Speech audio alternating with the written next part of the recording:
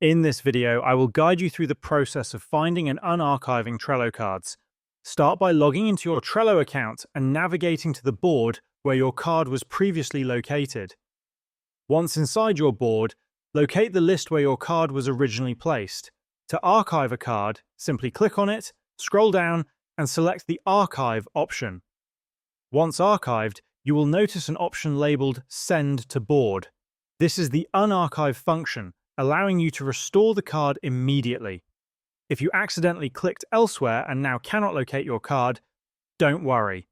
To retrieve archived cards, click on the three-dot menu located in the upper right-hand corner of your screen. From the drop-down menu, select Archived Items. Here you will find a list of all the cards you have archived in the past. To restore a card, click on Send to Board, and the card will reappear in its original list. If you no longer need the card, you can also choose to delete it permanently. By following these simple steps, you can efficiently manage archived cards in Trello.